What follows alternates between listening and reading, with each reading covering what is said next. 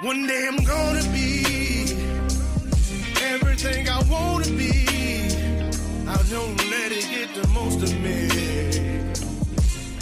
One day I'm gonna be free. I wanna be everything I'm gonna be. My future right in front of me.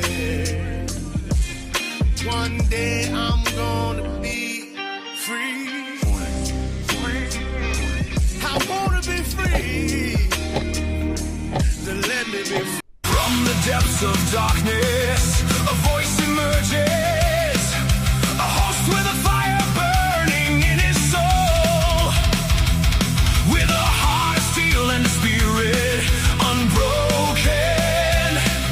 He rides on two wheels ready to claim his throne. Amidst the chaos and the thunderous roar, Insanewheels rise as a force to be reckoned with. Fueled by the power that only metal can bestow. He takes his stand, refusing to submit. Insanewheels hear his battle cry. A metal mayhem that will never die. With engines roaring, he paves his way. A legend in the making, day by day.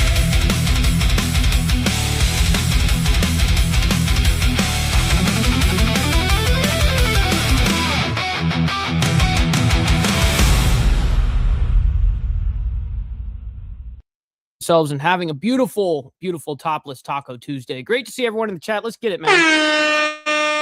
And on my side, I'm lagging like a motherfucker, but that's all right. It won't show up on the playback later. There we go. All right. So anyways, listen, ladies and gentlemen, we got Supreme Court backs Trump, and we're going to be getting into further details on all of these things. Canada trade war escalates, and E. coli outbreak spreads. So that's what we're looking at this morning, but we actually have more than that, than just the title. I can't fit everything into the title. That's why we do that. Anyways, quickly, let's go ahead and give you guys the chronological timeline of what we're going to be discussing this morning. First, obviously, as you guys know, we've been talking about heavily in the regards to Canada and the tariff situation, the trade wars, essentially. So we have Carney coming out yesterday, and he gave his well, actually, it was Bessent. I'm sorry, not Carney. Carney did come out yesterday and do his reply on a whole bunch of shit. But then Bessent comes back and again and says, this is what it's going to be right here. So, of course, we're going to be waiting for any and all Canadian responses on this. We have Karen Solomon, sought in husband's death, reportedly found dead in Massachusetts. It says, we are now learning this Monday that the body of a woman believed to be Karen Solomon was found by police in Massachusetts. This comes as officials searched for Solomon, who was the wife of a veteran Worcester. I don't know if I'm saying that correctly. Massachusetts. Sorry, guys. Police officer was found dead last week. Upon further examination, they say, we believe this person to be Karen Solomon. Worcester Police Chief Paul Saucer said at a news conference, stressing that the identification is preliminary and still must be confirmed by the medical examiner. Interesting developments coming out of that situation, though. Then we have Hawkfire in Reno. Now is 27% contained after burning more than 15,000 acres. Now, this situation, I believe this is the exact one that was, man started. Like they started this, some man, whether he an arsonist that went and lit up something or threw a cigarette. I don't know, but it was intentionally, I guess, a human that did that one. And it has, there's a lot of, it says 27% containment as firefighters successfully halt its southern advance. The blaze so far has destroyed 32 homes, damaged 6 others, and caused at least 7 injuries, including 3 first responders. Damn. And of course, they have a state of emergency for Washoe, I think that's how you say it, county, where roughly 23,000 residents remain under mandatory evacuation orders, and another 40,000 are under evacuation warnings. Damn. And the West Coast is getting smoked. I know Reno's not necessarily the West Coast, but, we got not only Nevada that's up in flames, but Oregon's the number 1 right now. Washington as well. California. It's just nonsense right now. Like hundreds of fires. And then we have Supreme Court backs Trump's order to curb mail-in ballots. Now, the thing to know about this whole situation is, well, let me just read here. It says, we are learning more this Monday that the Supreme Court granted President Donald Trump's executive order to restrict mail-in voting ahead of midterm elections. The U.S. Postal Service laid out how it would implement the order last week, but time is running short to impose major changes, with some states beginning to send mail ballots to voters in just a few weeks. So of course, this is not something that is like ingrained, like this is how it's going to be this is like a decision that's going to be pretty much just made temporarily. Just going to be honest about it. Then we have officer shot at Sam's Club in Texas after a vehicle pursuit. Says police in Burleson, Texas, are assisting an outside agency that was involved in a shooting near a Sam's Club after a vehicle pursuit on Monday. An officer was shot by a suspect during the incident, and their condition is currently unknown. Witnesses say the police officer was shot in the leg, and they heard multiple shots fired. Damn. Then we have some Pentagon news. We've got Pentagon fires top Stars and Stripes staff after censorship comments. What is that about? Censorship comments. Now, I don't think anybody likes no censorship comments.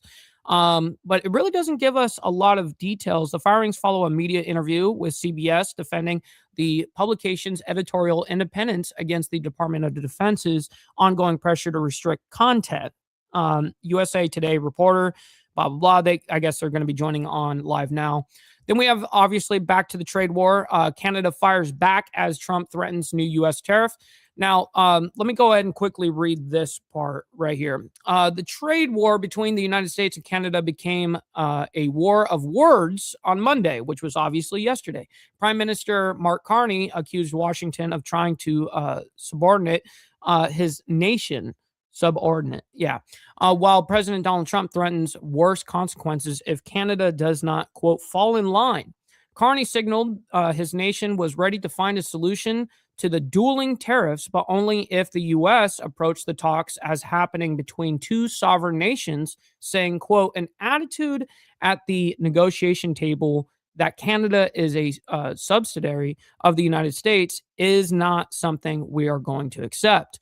Quote, without the United States, Canada couldn't survive. It's where they get all their money, and because of their current bad leadership, primarily Governor Carney and his flunky Ford, they will not be allowed to keep taking advantage of the United States, end quote, by Trump.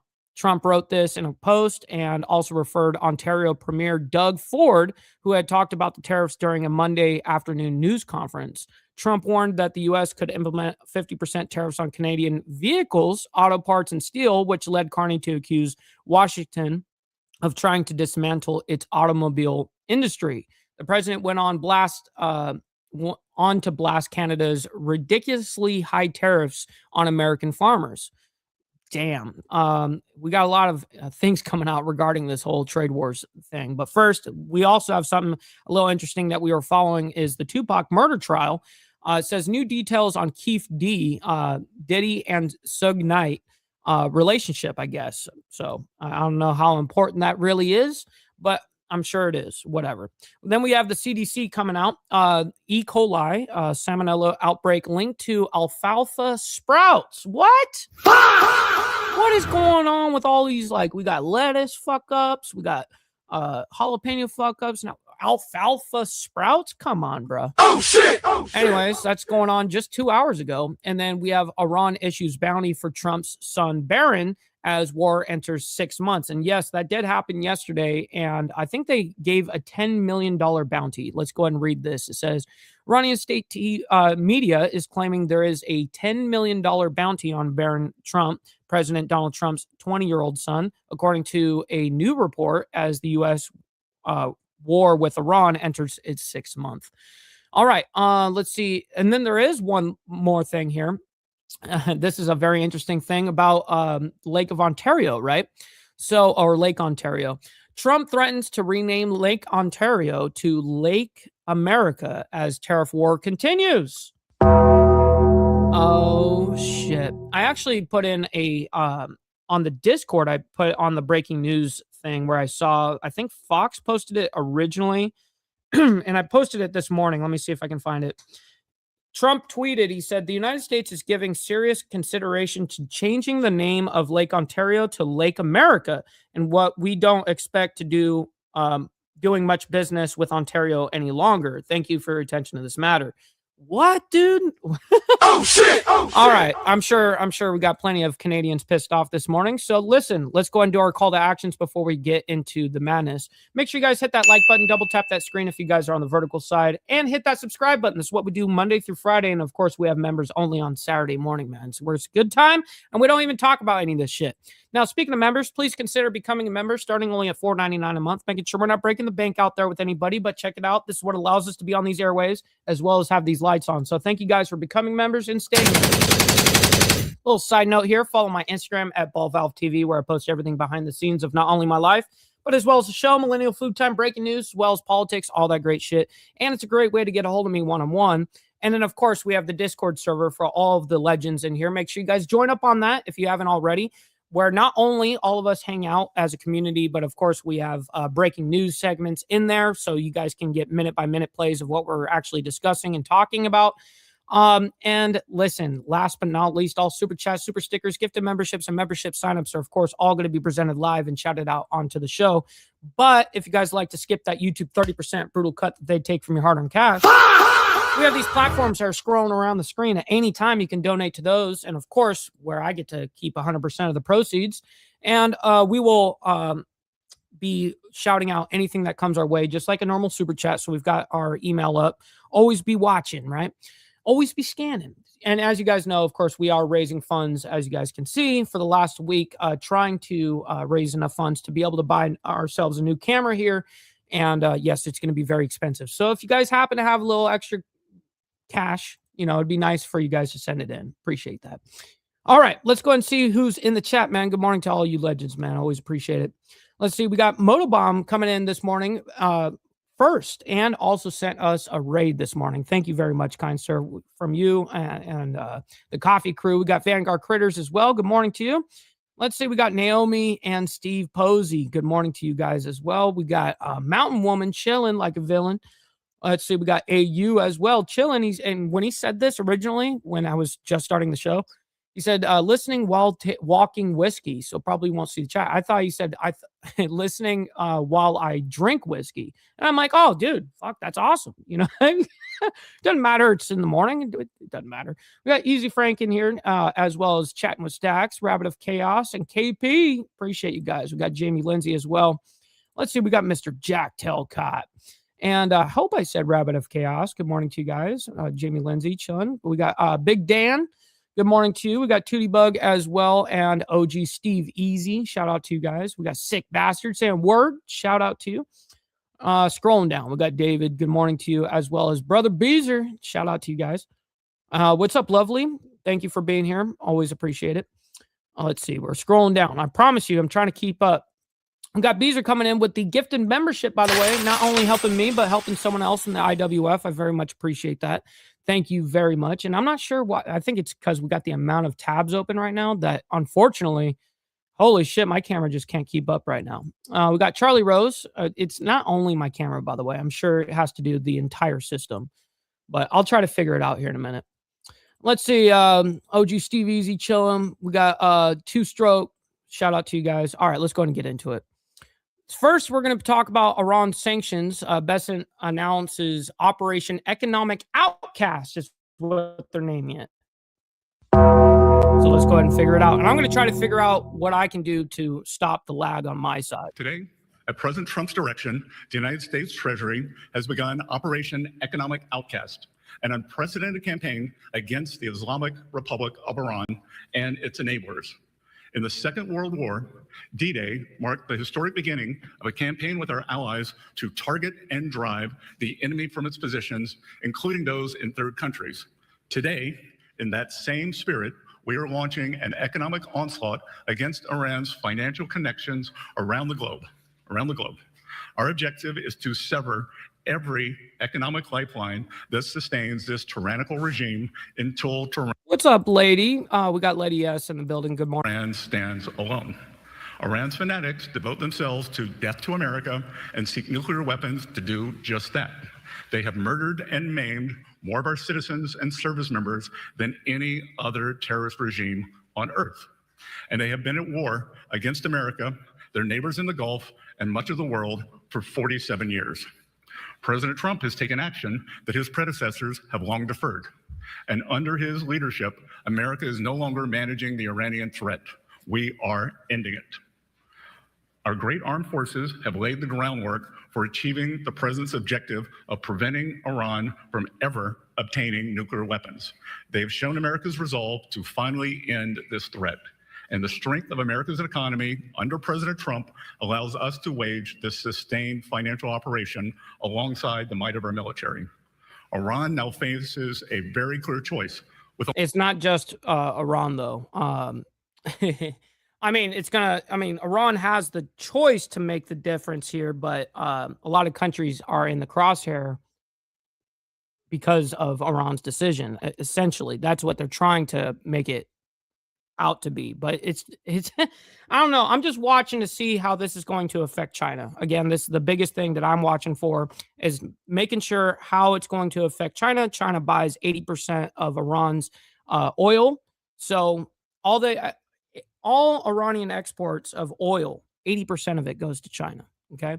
So if we basically do these secondary sanctions and all this shit, and now we're going after the trade partners that are still continuing to trade with Iran, which would be China, how is China going to go ahead and respond to that? Even China, Reuters put out a thing yesterday that we reported on and says, we are absolutely going to be watching this, and we will adjust accordingly, right? Only two paths before them: complete global isolation and a subsistence economy, or a path back to normalcy with an opportunity to rejoin the global economy.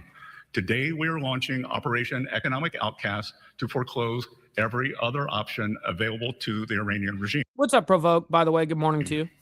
Treasury has mapped every node, every facilitator, and every network that Iran has used to smuggle oil and evade sanctions. Beginning today, the actions of Treasury and other agencies will tighten the noose and block every potential source of revenue that funds the IRGC and the evil Iranian regime. We are enforcing a zero leakage approach. There will be no minimal breathing space for the regime to rebuild its capacity to inflict terror against America and the world. Hey, Kraken, I got a soundbite for you. Why are you gay? You are gay. There we go. Perfect. The final refuge of this regime is the mistaken conclusion of nations that still finance the Iranian threat in the hopes of evading it. It is no longer acceptable to operate in the gray spaces of this conflict. Countries cannot claim they are blind to enabling this activity. Iran's enablers purchase, transport its petroleum. They facilitate the flow of its finances through exchange houses and free trade zones. They welcome Iran's flights and maintain registries on its behalf. They turn a blind eye to seaborne fuel transfers and overland transits. They condone illicit use of their banks, all the while concealing the extent of their complicity. The president is making phone calls to world leaders with specific requests to cease. No, you don't understand. That went for both of you guys. Their interactions with the regime. We are already seeing results. Over the weekend, comments from Iranian leadership clearly acknowledged the effect of this campaign, and nations that facilitate any interactions with the regime should quickly heed our message. Those who stand with the United States will reap the rewards of our partnership.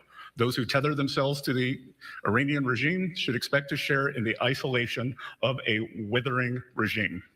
Teams from Treasury, we got Fidel in the building, by the way. Shout out to my man. Good morning to you. Great to see you in the chat. And the U.S. military are now meeting with their global counterparts to tell them that the United States expects action.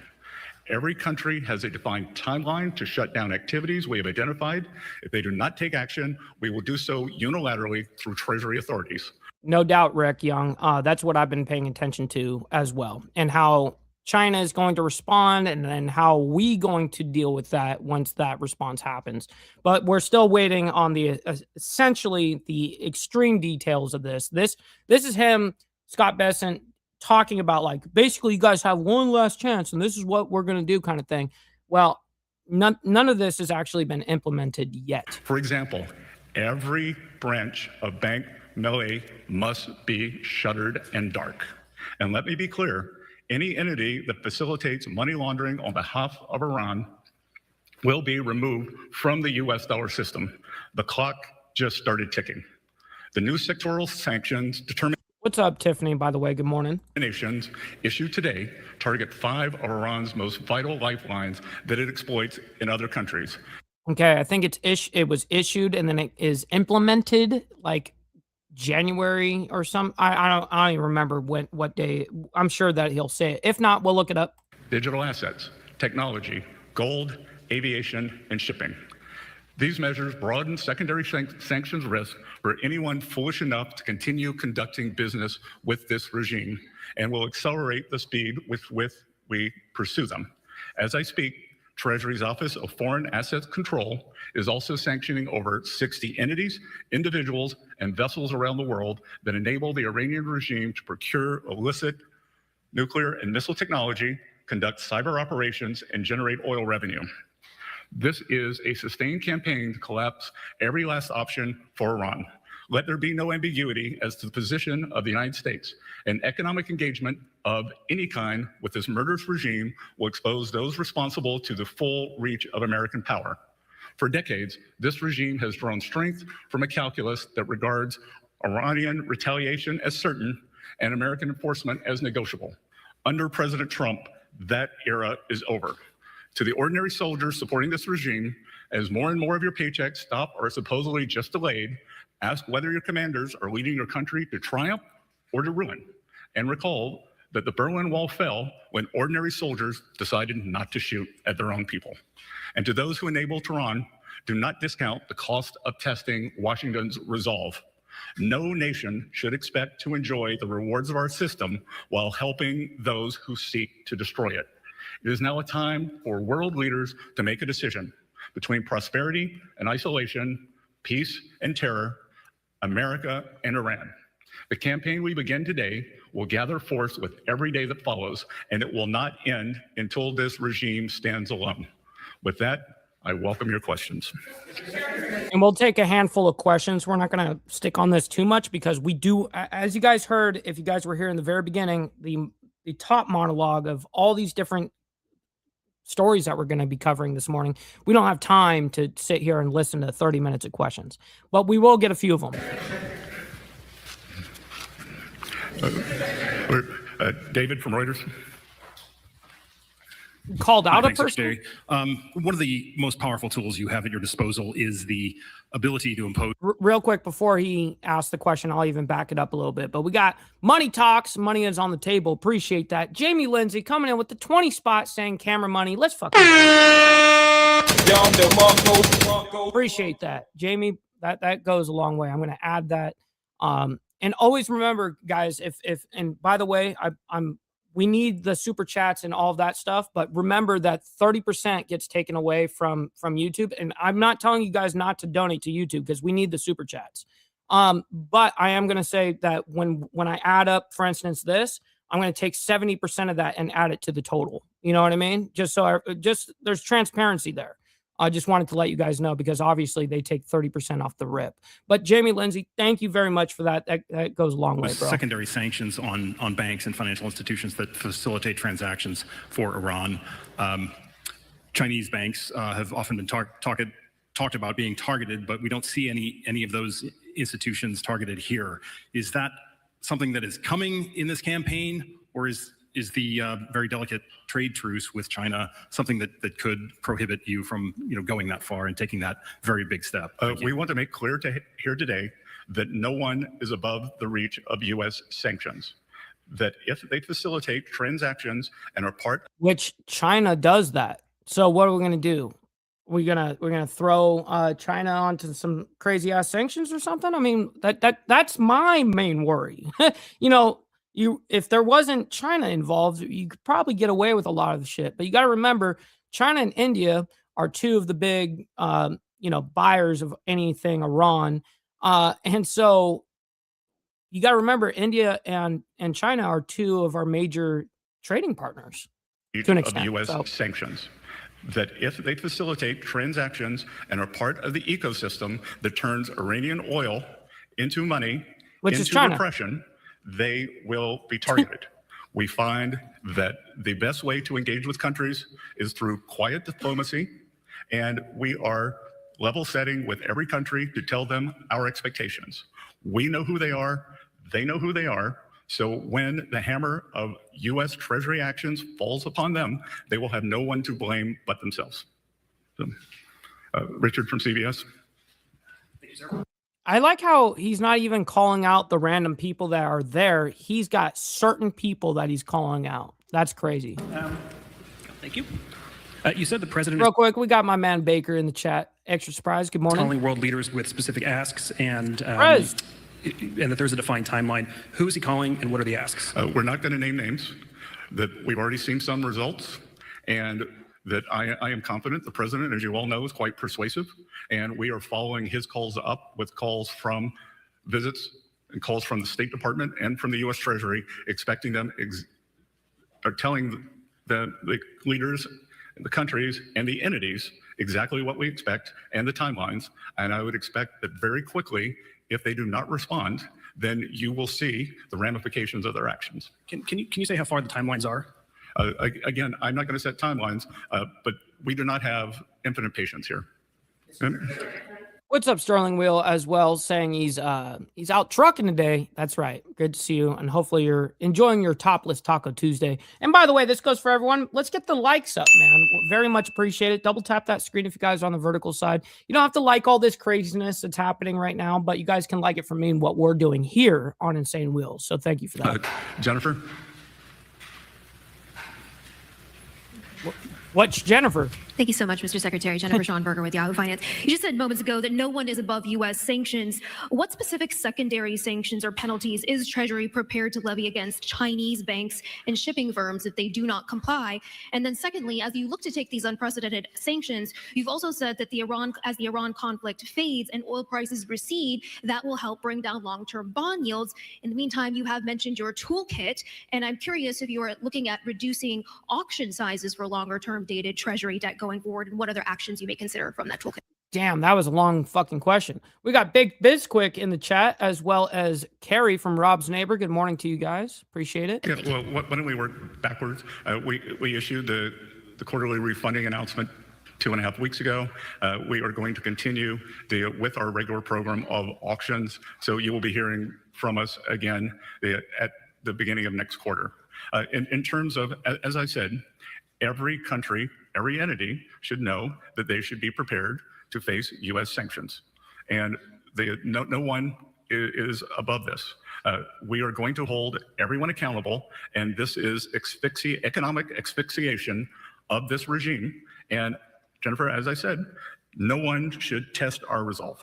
So, Josh. What's up, brother TVT? Up there in Canada, by the way. Good morning. Great to see you. From New York Post. We'll take one more comment. We'll take this last comment right here before we got like 12 more stories to get in through, and we're already 30 minutes in. We got Miss Lotus, by the way. Good morning to you. Great to see you in the chat. I can already smell overtime. You said you weren't going to name names, but there's been some reports that the United Arab Emirates is among some of the first nations to take seriously these words from the United States to cut off all business interactions with Iran. Is UAE leading the way in this respect? I would think that the actions that they took last week were not coincident, but likely causal. And I would expect that we would see a broad array of countries taking similar actions as we continue our engagement. The UAE have been very good partners and have taken the brunt of the Iranian attacks in the Gulf. And what have these countries gotten over the years from appeasing Iran? They were subject to violent attacks. While we were bombing Iran, they were bombing them. So it shows that with this regime, appeasement does not work. And on the other side, with this regime, trying to buy appeasement will no longer work in the eyes. What's up, brother VC? Shout out to you. Hopefully you're enjoying your Topless Taco Tuesday. Good morning. The United States of America. And I want to emphasize that we are spreading out across the world as we speak. that you will see a wave of sanctions when you leave this meeting today, and you should expect that cadence to continue. And I would expect that you will see a major announcement of a financial institution being sanctioned by the end of this week. So, all right. Samira from Sky. Yeah, I'm done with this. All right, let's go into, we have a very quick update on this. Karen Solomon saw in husband's death, reportedly found dead in Massachusetts. This is a very quick update. It's only like a couple minutes before we get into the Hawk fire in Reno that is now 27% contained after burning more than 15,000 acres. Now, that's just one of hundreds of fires are going on, especially on the West Coast, Oregon being the number one. Shout out to Sterling for the amount of research he did on that yesterday. And then after that, Supreme Court backs Trump's order to curb mail-in ballots, which is kind of more of a little bit more of a temporary judgment thing there. It's not like solidified, but then we have officer shot at Sam's Club in Texas after a vehicle pursuit. Then we got Pentagon fires top Stars and Stripes staff after censorship comments, and just keeps going on. And we got the trade wars to get into with Canada. Man, a lot to discuss. Quickly, I think everybody needs to embrace their fuck ups. Let's just do that now. Don't beat yourself up over past mistakes. You are going to fuck up again in the future, quite possibly in a most spectacular fashion. Why worry about yesterday's fuck ups when you have tomorrow's fuck ups to look forward to? You are a fuck up, and fucking up is part of your growth process. Embrace the process. We shall always embrace the process here at Insanewheels. Real quick, we got my man Sterling Whale coming in with the gifted membership, by the way. Thank you very much, kind sir. Not only helping me, but you're also helping someone else in the IWF, man. I very much appreciate that. All right, let's go ahead and bring this up and figure out what is happening with this. It's a very quick update. It's nothing long. We'll get through it quickly. Welcome back, everyone, here worldwide for you on Live Now from Fox. I'm your host, Mike Page. Always great to be with you. We want to give you... And as you guys know, all my videos are sped up to 1.25. So no one's doing speed. An update to a wild story that we have been following, and now it looks like it has come to an end as law enforcement say they believe that they have found the body of a Massachusetts woman they called armed and dangerous. It was a manhunt that was going on for nearly a week after her police officer husband was discovered dead in their own home. For more on this, we want to go out to Massachusetts. That is where we find Fox News' Amy Gallo with the very latest to this wild story. Hey, Mike, we're learning from the police department that two workers at a rehab facility found what appears to be Karen Solomon's body in the woods behind their building. That's less than a mile away from where she was last spotted on security camera footage. Upon further examination, we believe this person to be Karen Solomon. In addition to the surrounding area, we did locate a handgun in the area of the body. Worcester Police Chief Paul Saucier shared there were no reports of a gunshot being heard in the area, but he believes Solomon used the gun to kill herself. The gun was not a service weapon. 58-year-old Solomon was last seen on a doorbell camera walking down a street in her neighborhood, just minutes after officers responded to a call at her home. Again, she was last spotted in the Coes Pond area, which is where Worcester police were focusing their search the past week using dive teams, sonar, and canines. Solomon was the must be wicked smart. wife of veteran Worcester police officer Kurt Solomon, who served for 31 years. According to police chief Paul Saucier, died from injuries involving a sharp object, though he wouldn't say what. Karen Solomon was also well known in the law enforcement community. She was a mental health advocate who focused on suicide prevention and helped launch a nonprofit organization called First Help. The police chief said there was no evidence of domestic violence in the Solomon family. He also reiterated that their findings announced today are still pending further forensic investigation. Back to you, Mike. Man, keep digging. That's all I can say. Keep digging. We got Hawk fire in Reno, now 27% contained after burning more than 15,000 acres. Let's quickly bring this up now and figure out what is happening with this. This is the one that was started by an arson. Somebody actually set this fire off. Welcome back, everyone, here worldwide for you on Live Now from Fox. I'm your host, Mike Page. Always great to be with you as we continue to roll on. We want to continue to get the updates coming out of Reno, Nevada. The massive Hawk fire continues from this weekend. I want to bring in right now on the ground from KTVU, Zach Sauce made the drive over from the Bay Area now to where this wildfire is. And Zach, if you could just explain to our viewers what the drive like was when you were coming and what you were seeing, and now what it's like on the ground there. Well, I have to admit, we were expecting to see a lot more smoke given the massive size of this fire sitting at around 15,000 acres. That's Now, real quick, it says 90,000 evacuations, but it's not actually 90,000, just so you guys know. What it is there's a state of emergency, of course, for Washoe. I don't know if I'm saying that correctly, county, where roughly 23,000 residents remain under mandatory evacuation orders, and another 40,000 are under evacuation warnings. Just wanted to clarify that because they had down here 90,000 evacuations. They kind of make it sound a little bit more dramatic than what that is. I mean, the numbers already is brutal. It's around 23 square miles. No need to exaggerate anything. I think you have to give credit to the firefighters today who've made a lot of progress. Over the weekend, this fire was sitting at around 0% containment, now at around 27% containment. So on our way out to the fire, driving across the California line into Nevada, probably about 10 miles west of Reno, really not a lot of smoke to report. As we got closer, you really could start to see that smoke. And Shit, what's up, Mr. Steiny? Good morning. We really got a sense of the scale of this fire. I just want to step out of the way so you can get a better look at what they're dealing with right now. That entire hillside off in the distance. This is about probably northwest of downtown Reno, a few miles northwest of downtown. Real quick, that's interesting, Steve Posey. Very, very interesting. I'm going to have to look into Reno. that. We are still in city Reno proper right now. You can see the hot spots that they are still tackling there. So a lot of work still ahead to really get this fully under control. They're hoping for certainly that the wind will cooperate. That has been one of the challenges they've been facing, as well as the really dry conditions here and the high heat overnight. It drops down to 60, so that has helped them a lot in this environment. But during the day, it goes into the 90s. So perfect weather to really continue to aggravate this fire. Yeah, you're kind of just fueling the fire basically with that kind of heat. Real quick, we do have some words here. Let's just quickly get these words off. I don't know who this is, but we're going to find out. Get some more insight. I want to bring in our next guest to help break it all down from the U.S. Forest Service. Chris Buckley joining us. Chris, thanks so much for being here on Live Now from Fox. And yeah, I mean, this is the combo that you don't want to see when you have a lot of wind and you have that temperature as well element.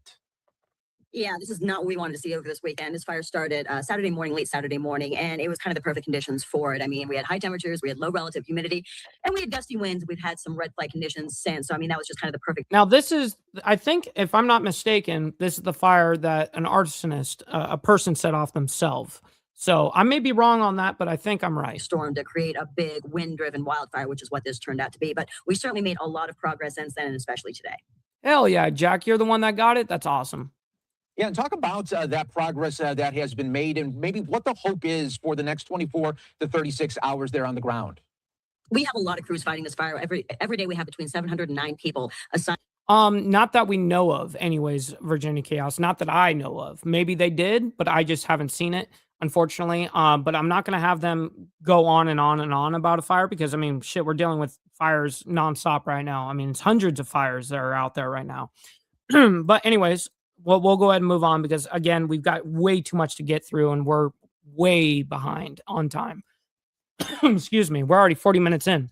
Supreme Court backs Trump's order to curb mail-in ballots. That's actually what we put on the thumbnail today. Let me know what you guys think of the thumbnail. We obviously put a lot of time and effort into these things. So, yeah, obviously this is going to be a small Trump win for sure. Let's go ahead and bring this up and figure out what's happening with this. Now, again, this is something more on the not on the permanent side. It's going to be kind of more of a temporary ruling, I guess, but we'll figure out what's going on with this. Live now from Fox, I am Andy Mack. Less than 2 weeks away from some states sending out their mail-in ballots, the Supreme Court clearing the way for the Trump administration to move forward with its effort to overhaul mail-in voting. The order could prevent the Postal Service from delivering ballots to states that don't comply with President Trump's executive order. So a big decision or ruling coming down today from the Supreme Court, as you see, saying Supreme Court grants President Trump's request for permission to implement his executive order overhauling the mail-in ballot system. The liberal justices dissent. There it is. The court did not rule on whether the order is legal, leaving the door open to more challenges that could. That's exactly what I was trying to get at right there. Is that's why it's not permanent. Okay, let me go ahead and replay that again so you guys can understand why this is more of a temporary thing than maybe obviously a permanent thing. Executive order overhauling the mail-in ballot system. The liberal justices dissent, but the court did not rule on whether the order is legal, leaving the door open to more challenges that could slow the process even still. Let's be joined right now here on Live Now from Fox, from the National Law Journal, Jimmy Hoover. Jimmy, thank you so much for joining us here on Live Now from Fox. And these decisions are always somewhat complicated. Simplify it for me. What do we make? What exactly happened? What was decided today? This is a bit of a complicated one, Andy, but the Supreme Court, by a 6-3 decision, said that it was too early to put the brakes on Trump's executive order, which, as I said in that tweet... Yeah, and because literally some of these states are only 2 weeks away from sending out their mail-in ballots, essentially, so... kind of overhaul some of the processes that are in the mail ballot system, a system that traditionally has been run entirely by the states. So what that does is basically tell the Trump administration that they can, for now, move forward with plans to implement Trump's directives. One of them in that March executive... Well, no doubt, Steve. Unfortunately, that is one of Trump's hugest downfalls, is he can't legislate through Congress. I mean, obviously, if you do executive orders, we're talking temporary things. I mean, just basically during not only the party's time, but just the president. Usually you have the next president come in and just override and throw executive orders on top of the previous administration, right? So the order relates to compiling citizenship lists for each state. Another has to do with new regulations from the United States Postal Service about the kinds of ballots, design requirements, specific codes, barcodes that need to be on these mail ballots. Some people have characterized these actions as restrictions. But as I mentioned, the Supreme Court said it's too soon to block any of these thank you for that, Lady S. Appreciate that. Proposals, because there's no, at least at the time that this case made it up to the Supreme Court, there were no actual final plans yet. So as the majority wrote in the unsigned per curiam opinion this afternoon, time will tell whether any of those actions actually live to see the light of day. And we'll see if they actually have impacts in November. But if they continues to move forward with this, the way the Supreme Court made the decision today, allowing them to move forward with this overhaul of... Now, again, if you guys didn't catch it, this was a 6-3 ruling on this particular thing. Mail-in voting. How might mail-in voting look upcoming in the next few months?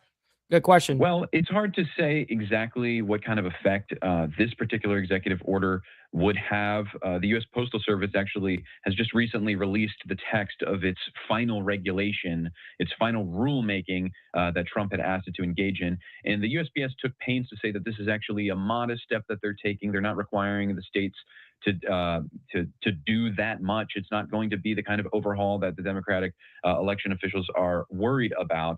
But obviously, mail voting has become incredibly common since the pandemic. It is not something that President Trump is a fan of, despite the fact that he is obviously himself voted by mail several times. But of course, it's become a exactly there, Sterling Whale facts. Huge bugbear. And by the way, I'm a huge proponent against mail-in ballots. I think mail-in ballots is bullshit.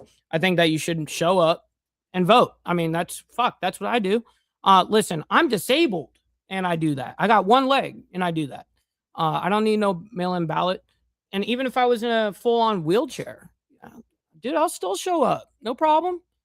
But anyways, now I understand if you're on vacation, you're away, you're out of the country or something, or you're military. I do understand those kind of things. Or even the extremely elderly of Trump's Republican Party to essentially argue that mail voting is rife with fraud. And the text of this executive order is dressed in exactly that, an attempt to instill election integrity. Now, of course, Democratic governors and election officials say that it is simply a voter restriction measure. And you mentioned, obviously, at the federal level, they handle this, but how might it look different state by state? Because every state has somewhat of a different process about how they go about tabulating, how they go about mail-in balloting. Could different states be looking at different processes now because of this? Because of this particular order this evening, I doubt it, just because of what we had said earlier in our conversation. It's still too early to say whether any actions taken by the Trump administration vis-a-vis this executive order will actually stand. I suspect that litigation will probably continue, especially when it relates. Of course, and it's going to go back to the decision later to the Supreme Court if the whole curbing the mail-in ballots executive order the way it stands is legal. Once that comes out, if it comes out that in Trump's favor, of course, now that's permanent. It'll be a permanent ruling. But unfortunately, we don't have that ruling yet. So it could go either way on that. To the new ballot design requirements recently unveiled by the USPS. Of course, you're right. The states do have basically the entire purview over their own mail ballot system. And I should point out that just in June, if you recall, the Supreme Court rejected a recent challenge from the Republican Party to states that actually count ballots that arrive after Election Day, so long as, of course, they're postmarked before Election Day. So mail. That's also very true, Lady S. That's why, I mean, truly, I even bit my tongue saying, sending it to the very elderly. I'm trying to be inclusive, but to be honest, if it were up to me, the way that these fucking silent generations and boomers, the late boomers vote, oh my God, it's terrible. Like, they're so disconnected from reality. I say making them show up at the box, you know what I mean? Voting is here to stay, and this order this evening by the Supreme Court doesn't disturb that in any meaningful way. And this isn't just the end of a chapter. We talk about this as a complicated kind of evolutionary, cyclical Groundhog's Day type of saga. What comes next? What lawsuits might be out there? And might it slow process that this decision isn't even relevant for this election cycle? Yeah, we haven't, as a lot of core commentators are pointing out, this is not the last word on this specific issue or probably on any other question about mail voting in this election cycle. It seems like we live in an era of constant litigation over mail voting and voting in general. But specifically when it comes to this executive order from Trump seeking to kind of overhaul the mail voting system or introduce new regulations and come up with these citizenship lists, I imagine that the litigation will continue to play out in this Massachusetts trial court where it was initially brought. And you could potentially see further court orders blocking, let's say, the latest version of the final rule that was put out by the USPS, in which case that could put this case right back on the docket on the Supreme Court's desk, and we could be talking about it in a few weeks or maybe less than that. Who knows? Yeah, we could be talking about it once more, so we'll see what happens. I do want to ask you about the time. We know that we're going to be talking about this again, obviously. So you guys know anything that we present, we do our best to follow it up anytime that it's breaking, when it's happening. We keep an eye on this because we do this Monday through Friday. So, of course, I remember these things that I mean, obviously the ones that I really care about, a lot of these judgments and rulings and stuff like that. Anyways, let's go ahead and get into now. We had yesterday, let's see, it doesn't give me an exact time, unfortunately, but it says officer shot at Sam's Club in Texas after a vehicle pursuit. It says here, police in Burleson, Texas are assisting an outside agency that was involved in a shooting near a Sam's Club after a vehicle pursuit on Monday. An officer was shot by a suspect during the incident, and their condition is currently unknown. Witnesses say the police officer was shot in the leg and that they heard multiple shots fired. Okay, let's go and bring this up, figure out what's going on here. We want to continue with the breaking news coverage out of the Dallas-Fort Worth area, a pursuit and police shooting. Let's take you out to our Fox 4 team in their live team. And right after this, we're going to be getting into the Pentagon. We got some Pentagon news as well. So coverage. The scene to bring you the very latest. A grass fire burns more than 4,000 acres in Palo Pinto County, and it's not the only wildfire burning today. How our hot and dry August is making... Man, there's hundreds of wildfires right now. It's crazy. Fighting those fires even more difficult. The Royce City Police Department fires one of the officers involved in the viral arrest outside a neighborhood pool. Why it's still... Yeah, Richard, there's no doubt about that. We know that you guys are savvy with a lot of things, okay? Like the older boomers, like the older boomers, not the young boomers, but the older boomers. And also, I think that the way that politics is played has always been very sly and savvy like this. But now we're in like a super internet age, AI age. We got information at our tips. See, back in the day, the problem is us younger folk, we feel like, unfortunately, the older guys will be presented actual evidence like, hey, this is what's going on. And you guys will stick back and believe your mainstream media that told you that 20, 30, 40, 50 years ago, or whatever the case is, and you still stand by it. And it's like, dude, this is the evidence right here. I've got the evidence right here. And nope, I believe what I believe. You know what I mean? So that's what I'm just getting at. That's the part that I was kind of hinting They're at. seeking criminal charges, though, against 2 other civilians involved. Here for you and all North Texas. Fox 4 News starts right now with breaking news. And that breaking news is out of Burleson, where What's multiple up, Kat? agencies are Good morning. responding to a police shooting at a Sam's Club. Oh, Hello, shit. everybody. Hold on real quick. We got Pharma Cat letting us know we got a Timu Kieran raid. That's awesome, by the way. Welcome in to Kieran. And why are you so gay? Why are you gay? You are gay. Just saying. Just saying. I'm Steve Eagers, 9 o'clock. This is the Sam's Club location on Burleson Boulevard near I-35 and Wilshire Boulevard. Burleson police say there was some kind of chase that ended with a shooting right outside the store or at the store. Fox 4's Peyton Yeager can find this a little bit more for us. Peyton. Stephen, Heather, yeah, outside the Sam's Club here in Burleson city limits. I'm told an officer was shot here. I'm told not a Burleson police officer, an officer from a surrounding agency. We're still working to confirm that information, but we know an officer was taken to the hospital. We have Sky 4 overhead right now. We know a pursuit ended here right outside. Now, this sucks because, unfortunately, we're not going to get a lot of information off of this, I guarantee the front it. door of I'll the skip Sam's through, Club. Looks like but I want to hear what she's saying right here. multiple agencies are really centered around this blue truck. We have Cleburne Police here, Tarrant County Sheriff, Johnson County Sheriff, Burleson Police, DPS, State Troopers, Texas Rangers. They're all here. Damn. Yeah, when one of theirs gets shot, it's over. Okay, let's see what is happening here. Of officers. Is that the standoff right there? It looks like With their guns drawn, again, surrounding this blue truck, colliding with the blue truck. Again, that pursuit ending here in this parking lot where dozens of shoppers are ending their day. And we, again, had multiple... So this is in Texas, and I'm not sure exactly which store number, for instance, but it says Burleson, Texas, are assisting an outside agency that was involved in a shooting near a Sam's Club after a vehicle pursuit on Monday. Unfortunately, that's all we get from it. So cell phone video coming. The chick that's reporting, she's from Fox 4 Dallas, Fort Worth, by the way. To our newsroom, and multiple shoppers say that they heard multiple rounds of gunshots.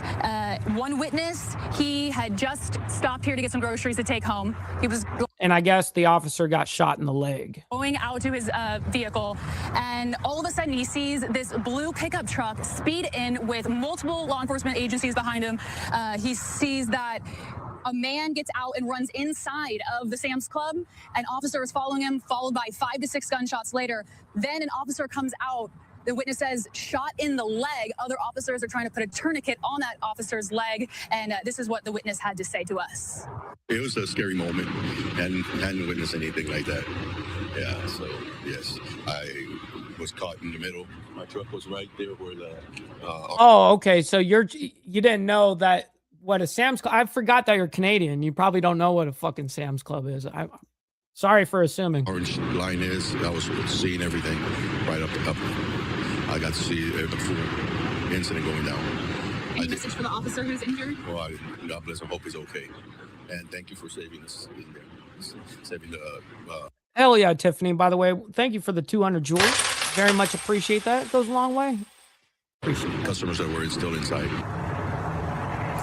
And we're hearing that gratitude from other witnesses who are still out here. You have to remember, this is a crime scene, and people have their cars. Now, let me skip ahead here and see if we get any actual images of the said person or more of a standoff. Looks like they're just talking around trying to figure out how they're going to report this or whatever. How are we going to write this down in the log? Transported to a hospital with a gunshot wound in the leg. That, according to law enforcement, or a eyewitness, I should say, that was kind of trapped, seeing it all transpire very, very quickly. We hopefully will have an update from law enforcement in the coming moments, coming hours, of what was actually going on, why this individual was fleeing from police, what exactly happened, what they saw. We do know that the Texas Rangers. What's up, Brown Chicken? My man, good morning. Are also on the scene investigating them, that agency, to dictate what was going on. But you can still see some vehicles. Unfortunately, there's not going to be any other information on that.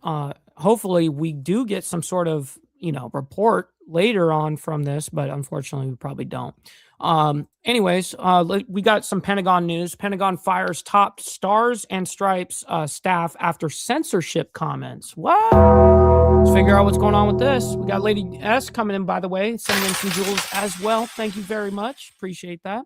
All right, let me go ahead and share the screen. And also, you know what? We haven't even done the money part, and we're already almost about to hit overtime. You know what they say about on overtime? They say no tax on tips, no tax on overtime. Send in your freaking money. All right, just get the money part done. Give me money. Money me. Money now. Me a money needing a lot now.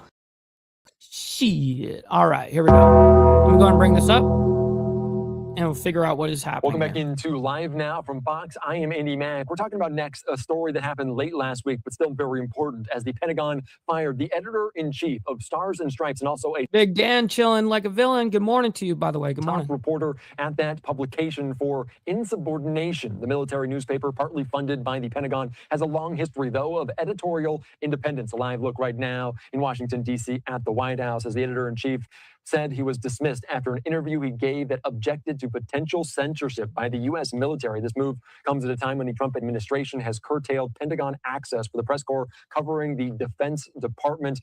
We're going to be joined right now here on Live Now from Fox, First Amendment reporter from U.S. I want to know what kind of censorship they're talking about. Like, what? Say today, Brianna. Brianna, thank you so much for joining us here on Live Now from Fox. I think a lot of people in media circles and beyond were a little bit shocked by this late last week and the decision to dismiss several of these high-ranking people on Stars and Stripes. How troublesome is it? How concerning is this?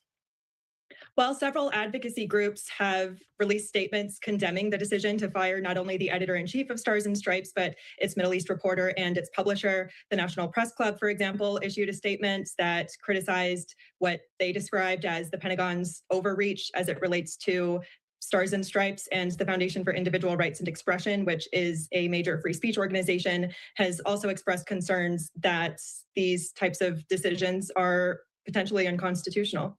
And they were dismissed, calling it insubordination. What do we know? What more can you tell us about that exact language? Because they were just interviewed for an article and they were asking about a hypothetical question. What do we make of the details of the story?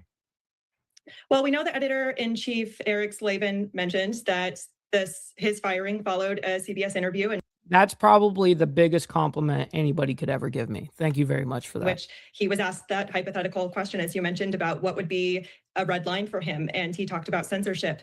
And as it relates to the Middle East reporter, she posted a thread on X on Friday as well, saying that she was fired over her comments in that CBS interview, in which she said that she doesn't work for the Pentagon. She doesn't work for any administration. She works for the newspaper. So they are pointing to that interview as the basis for their firing, though there have. Okay, you got to understand.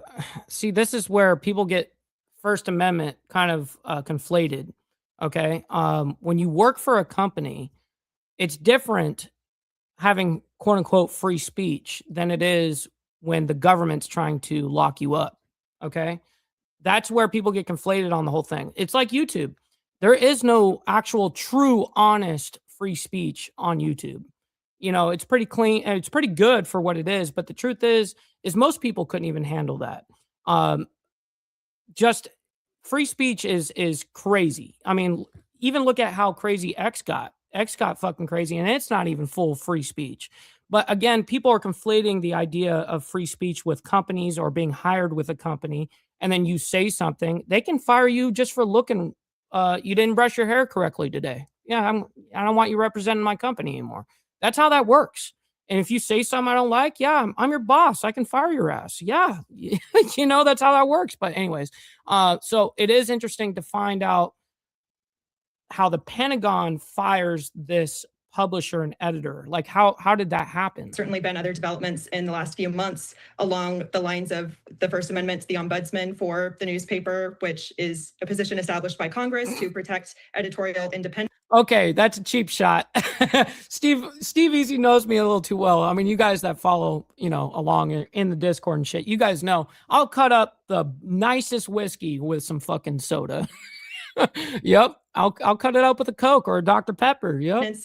Was dismissed a couple of months ago and sued on First Amendment grounds earlier this summer. So that is certainly an ongoing development. How much of a gray area is it, though? Because Stars and Stripes, partly funded by the Pentagon, but it's a editorial independence. How much overlap is there? Does the Pentagon have the jurisdiction in this regard? Well, I think that's the question that remains. And I think that's the question that courts are going to have to decide. There was that ombudsman's lawsuit that I mentioned a little bit earlier. There were also members of the newspaper's advisory board that sued over changes that the Pentagon has made to Stars and Stripes in the last couple of months. And we'll have to see what happens as it relates to these firings. There's certainly precedent for these lawsuits to emerge. I haven't seen anything along those lines yet, but that line of what appropriate involvement is for the Pentagon as it relates to this outlet that it financially supports is something that Okay, so if the Pentagon financially supports that certain publisher and editor, such as the Stars and Stripes brand or whatever, yeah, they can make that decision. If like a company is a shareholder of another company or whatever, there's all sorts of connections there. If it's connected to the Pentagon, they can absolutely fire you. That's where I was trying to figure out, how did the Pentagon have the ability to fire an independent source reporter? How did that happen? But now that makes total fucking sense. The Pentagon actually funds some of this publishing.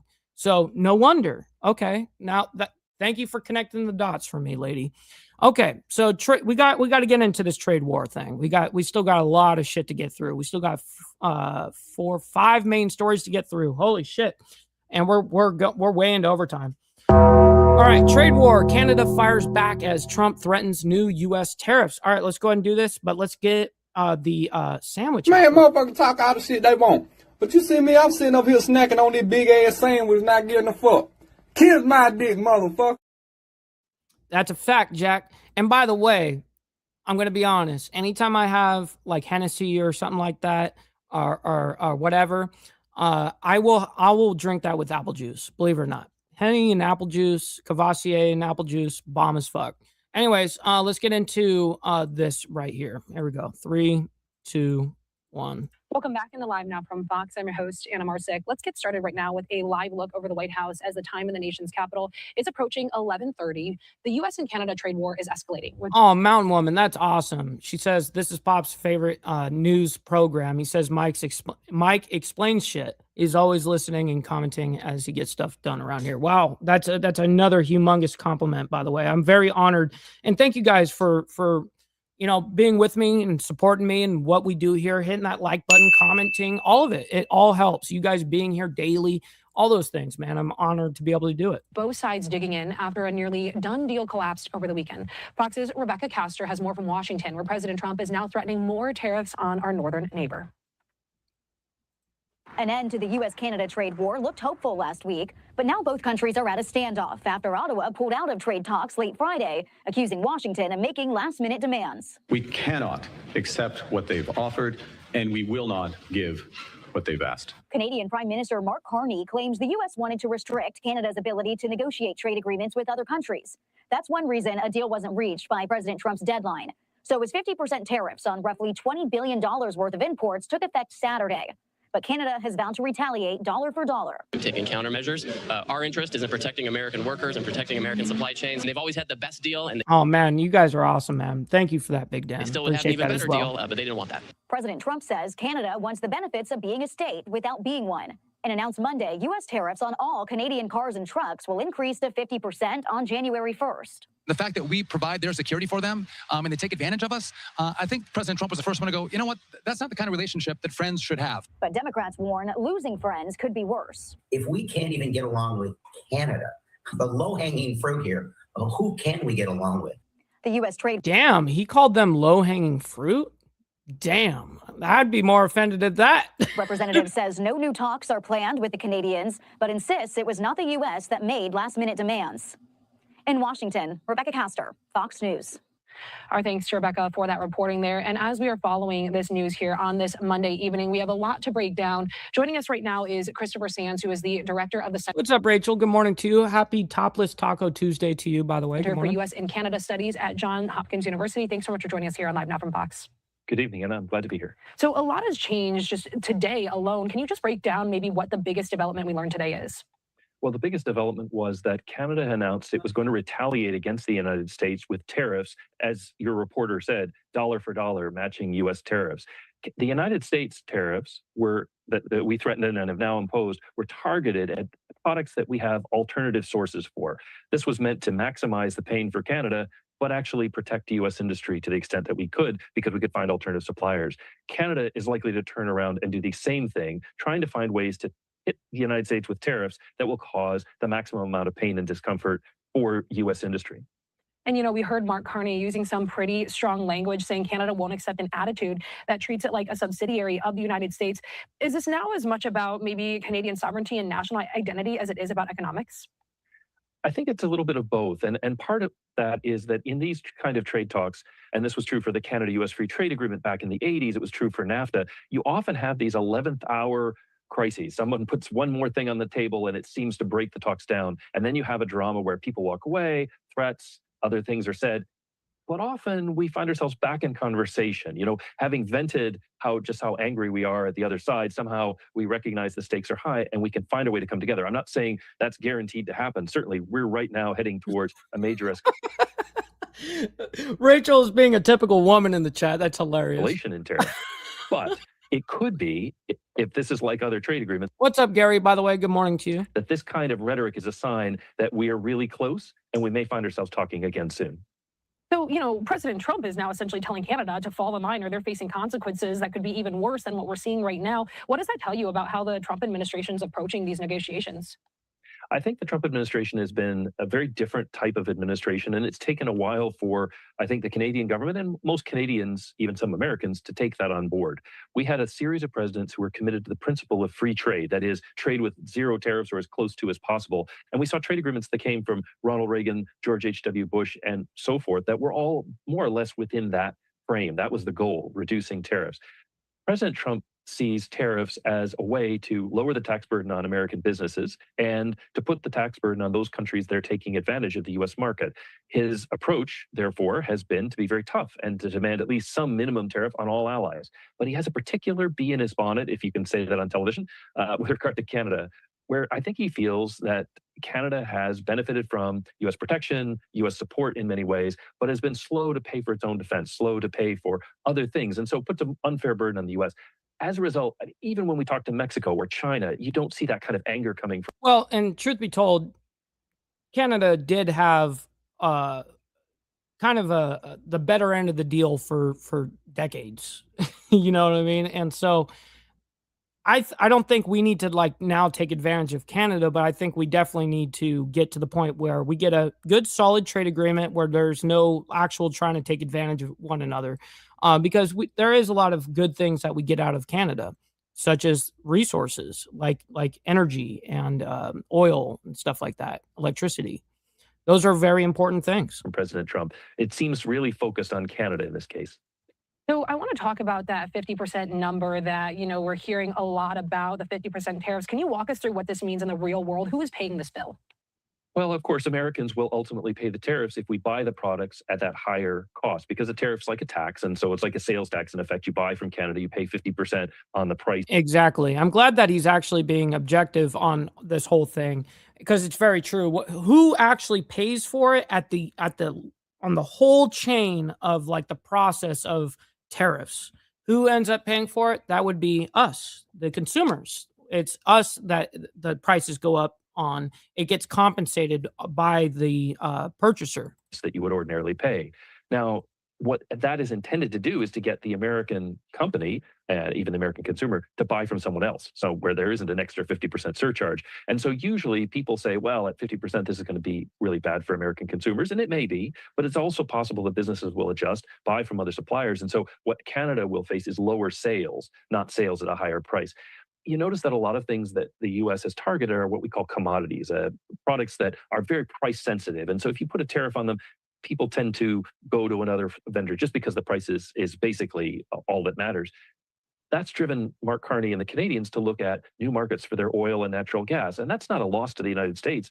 That oil and gas can go to countries like Japan and Korea that definitely need those products and need better suppliers than Iran and some of the Middle Eastern countries. And so have been eager to have Canadian products. That's not a loss for the U.S. That's just a shift in trade patterns, and it's based on the tariffs that the president is bringing forward. All right, and let me go ahead and see if there is any major posts on this, like on some sort of social. Here's Trump right here. Canada has been ripping off the United States for America for years. Their ridiculously high tariffs on our farmers and farm products has made life impossible for those great American patriots and has long created a $60 billion deficit between our two countries. Not sustainable and not anymore. On January 1st, 2027, tariffs on all cars, trucks, both large and small, automotive parts and steel will be increased to 50%. Build in the U.S. and there are zero tariffs. Canada will be treated like a state no longer. On trade and in other ways, also, they are among the worst nations in the world to deal with. They feel entitled, and yet we don't need Canada. They need us. They do 95% of their business with the United States. With us, the exact opposite. Thank you for your attention to this matter, President Donald J. Trump. Be increased to. So anyways, she doesn't need to read that. Let me go ahead and see what this looks like a gaggle that happened outside the White House. Let's figure out what this is. Well, I'll just keep that to myself for now. We're preparing options for the president. Again, I think this is a little bit of a tempest in a teapot. The tariffs went into place over the weekend, which we warned about for a long time. They only cover about 5% of Canadian trade and only 0.06% of U.S. overall consumption. So we'll see. I mean, we're just moving forward with our trade policy as intended. The Canadians came to us about 30 days ago, said they want to negotiate. We said okay. Negotiations ended up not working out, so we're just continuing with our trade policy. What is your message to small businesses who say they cannot absorb these costs? Who are concerned about this? Again, I think it was what I just mentioned. I mean, this covers 0.06% of U.S. consumption. The vast majority of goods that our small businesses trade in are made in the USA or they're duty free.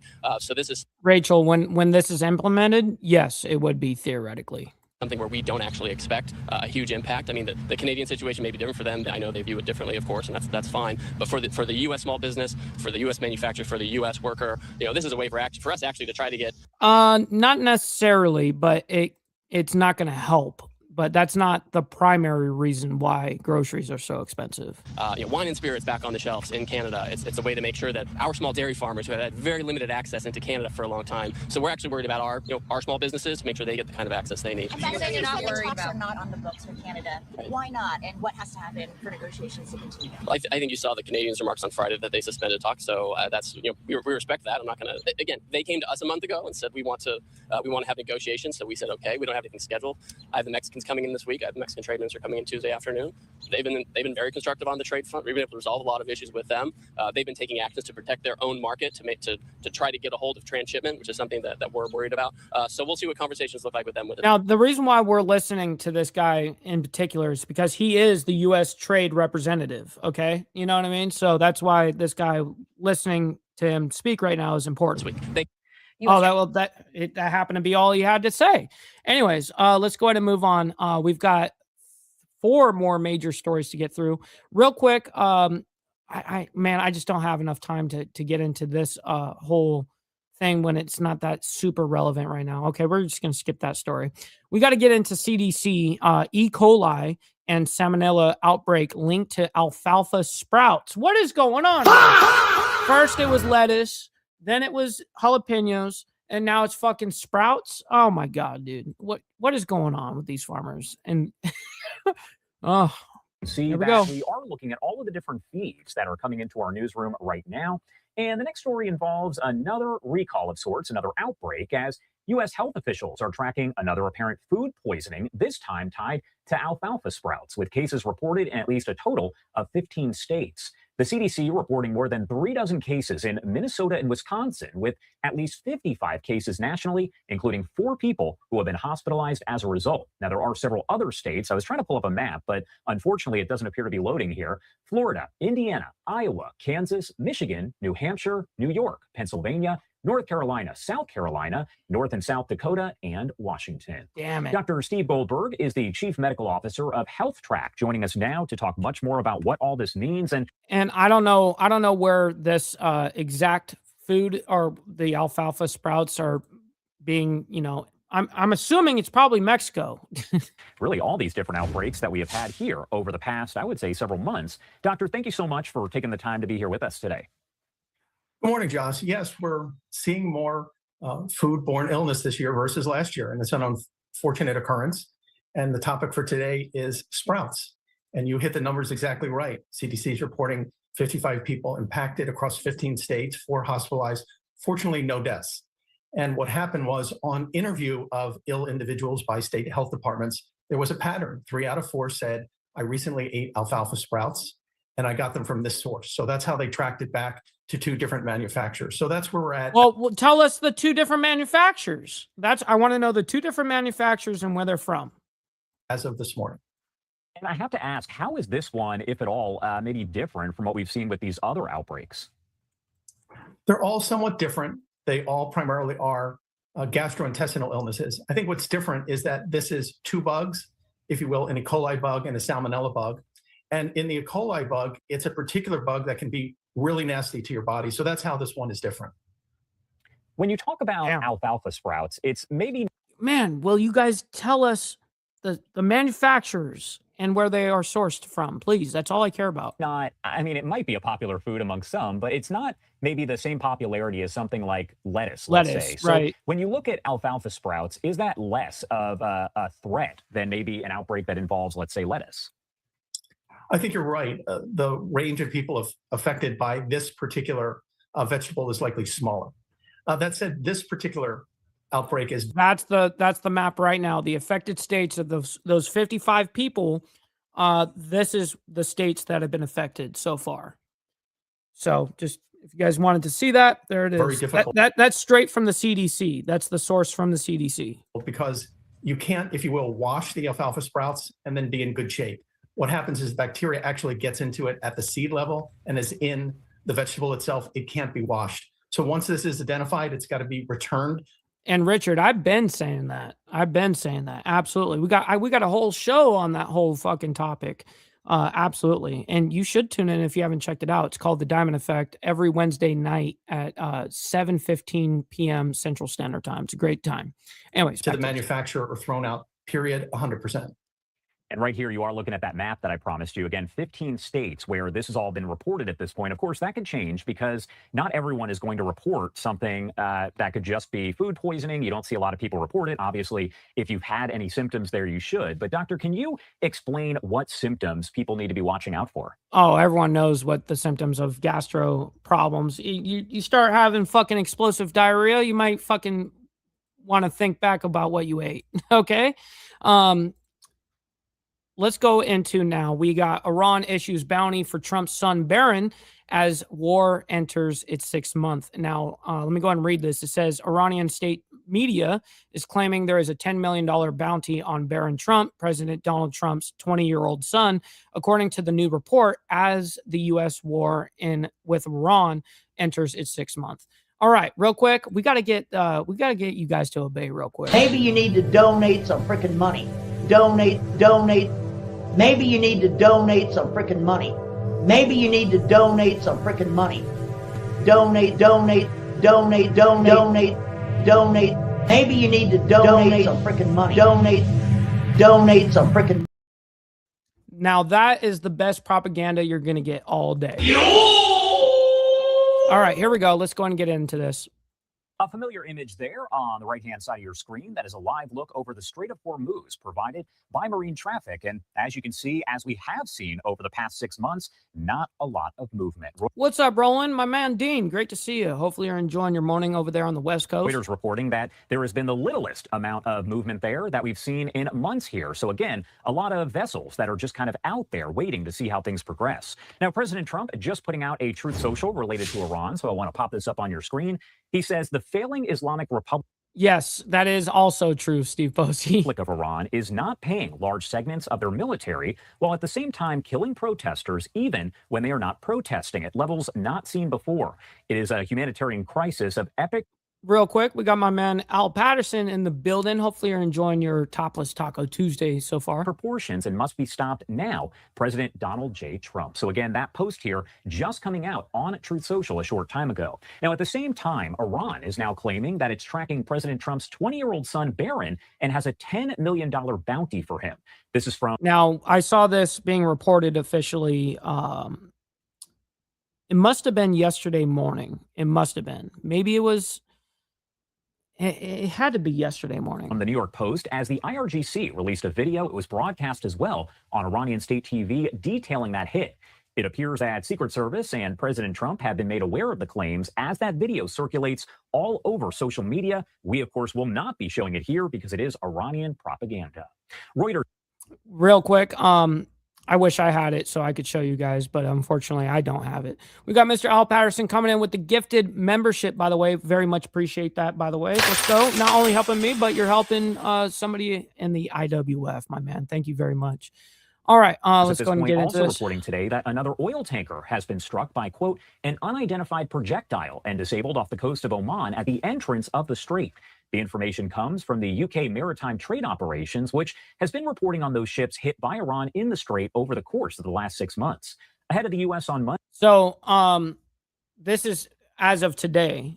Yesterday, we reported on 5 different ships that got struck over the weekend because I report news Monday through Friday. So I reported over the weekend that 5 ships were struck and over the weekend. And now this is another one today being struck by an unidentified projectile and disabled about 9 nautical miles northeast of Oman's Shisha, which lies at the entrance of the Strait of Hormuz. Monday, announcing an economic D-Day and new sanctions on Iran and allies. Iran threatened both a possible military response and further reduction in oil exports from the Gulf in retaliation. Right now, I want to bring in Mark Chandler over at Coastal Carolina University. Also, he is a former senior intelligence defense official. Thank you so much for taking the time, Mark, to be here with us as we continue to break down all of those developments that are coming in out of the Middle East. And I can say there are a lot of them. And before he gets into that, because I'm only going to get the front monologue of what he's going to say here, we don't need him to dive deep. We've already done that enough on this episode, explaining economic D-Day. We've done that for days now. So we'll kind of skip ahead. But I do want to say real quick, if you guys can do me a big favor, I know there's a lot of craziness going on in the world, and there's not a lot to like for it for that reason. But hit the like button for me and what we're doing here on Insanewheels. Appreciate that very much. If you guys are on the vertical side, double tap that screen. Appreciate you guys. Good morning, Josh. Thanks for having me today. Of course. And I want to start off by talking about the developing situation taking place involving President Trump's son, because we know that there have been so... On the, Steve, on the last ones, they were missiles. On the 5 ships that were hit, they were actual missiles. So... many different bounties, so to speak, that have been put on President Trump. Iran has said multiple times that they plan to assassinate him. The Secret Service, of course, knows about all of this, as do other intelligence agencies. So when you look at this as a whole, and now they are broadcasting this video, very disturbing there, on their Iranian state TV related to Barron, just 20 years old, the president's son. What does that tell you about where things stand? Because I have to imagine that President Trump is not going to take that lightly. No, absolutely. He won't take that lightly, Josh. And I applaud you for not showing that video and helping further the Iranian propaganda. Oh my God, that shit is so fucking gay. I say let out the information on both sides of the equation and let the people actually decipher what is bullshit and what isn't. Now, we know that obviously if a video that is from Iran that we're going to present about a bounty, whether it be over anybody's head, we automatically know it's Iranian propaganda. You know what I mean? We already know it's going to be bullshit, just like our shit is a lot of bullshit a lot of the times.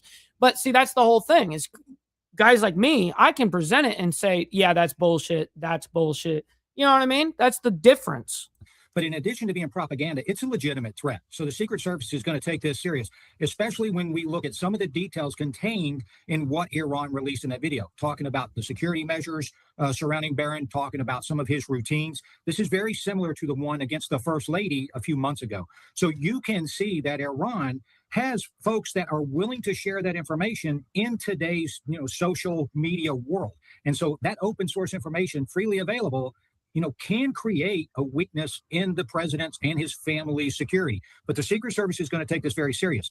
Of course they're going to, no doubt. Second thing is, Iran will continue these threats. They still have a bounty on the president. That dates back to 2020. The CIA is hard at work right now. You still look at some of the senior administration officials in his first administration, and then you look at the series of threats against his daughter, his wife, and now his son. Iran is really amping up. Whether Iran will come to the United States and conduct that, that's one aspect. They're really hoping they can generate somebody for a sympathetic attempt on the president or any of his family's life. And again, this is that post from the. All right. And so, of course, he's not going to end up showing it. Let's see what Reuters says here. Okay, that's, again, about the ship that got struck this morning. President Trump put out earlier. Now, he did read this earlier, but I'll just go ahead and read it now because I didn't. The failing Islamic Republic of Iran is not paying large segments of their military while at the same time killing protesters, even when they are not protesting, at levels not seen before. It is a humanitarian crisis of epic proportions and must be stopped now. Let's see if there's any other posts here. Let me scroll through. We got Marco Rubio saying, I formally rescinded Syria's designation as a state sponsor of terrorism. This action unlocks new potential for Syria's economic revitalization and progress. The Trump administration continues to advance U.S. national security to achieve peace, prosperity, and security in the Middle East. Interesting. That is very interesting because now they're gonna get a lot. I mean, sanctions are gonna lift for them. I'm sure. I'm sure a whole bunch of shit's gonna lighten up for them on that for Syria. All right, that is interesting developments coming out this morning. And now, one last one to give a kick in the nuts to Canada, I guess, because Trump just can't help himself. Trump threatens to rename Lake Ontario this morning to Lake America as tariff war continues. All right, let's go and figure out what this nonsense is. Here we go. President Trump just posting this. Just coming out an hour ago, just a single hour ago. A short time ago saying the United States is giving serious consideration to changing the name of Lake Ontario to Lake America, in that we don't expect to be doing much business with Ontario any longer. Thank you for your attention to this matter, President Donald J. Trump. So again, posting that here on Truth Social a short time ago, and he's posted some other. Dude, Trump he is probably going to be known as the best troll that ever ran the United States. You know what I mean? He does troll like a motherfucker. This is a troll. Other things here on Truth Social as well, providing a little bit more about his thoughts, saying, I would never interfere with Canadians speaking French. In fact, I have never even thought of doing such a stupid thing. This lie was made up by a weak and ineffective prime minister in an attempt to gain political support, which he has totally lost from the people of Quebec. I love French Canadians. So again, real quick, we got Kurt in the building. Shout out to my man. Hopefully you're enjoying the morning, by the way. And EOIN or EOIN, whatever. Great to see you in the chat, by the way. All right, let's see. Lake America sounds lame. It should be a lake we opened a can of whoop ass. Oh my God. And a lot going on there when we talk about the tariffs, because Canada is also expected to announce more retaliatory tariffs against the U.S. at some point this morning, one day after President Trump told Canadian leaders to, quote, fall in line or face consequences, quote, far worse than existing tariffs. Trump also threatening new 50% tariffs on Canadian vehicles, auto parts, and steel, while Canada's Prime Minister Mark Carney said U.S. trade demand showed that Washington wanted to, quote, destroy our major industries, including auto, steel, and aluminum. There's a lot to discuss about the impacts of all of this back and forth, so I do want to see. Look, if you're gonna do like a lake name, do a change of a lake. Look at this lake up here. Okay, check out this lake. This is a good name for a lake. Man drowned himself lake. That's literally this lake's name. Man drowned himself lake. Damn. Well, at least you're going to be remembered forever. Yeah, crazy. There's some crazy lake names if you guys didn't know. There's like Wild fucking lake names. And most of them are in fucking Canada. Anyways, let's get back to this thing over here real quick. Hold on. I'm going to bring in Andrew Greenland, an assistant professor in the Department of Economics at North Carolina State, to discuss all of it. Andrew, thank you so much for taking the time to be here with us and helping to break down the significance of all of this. Of course. Thank you so much for having me this morning. Of course. And first off, I want to start by just kind of asking you if you can break down the significance of this back and forth as it relates to the tariffs. Yeah, so a lot of this goes back to President Trump's redesigning of the NAFTA agreement into the USMCA. There were some provisions left in that agreement that allowed what we would think of as...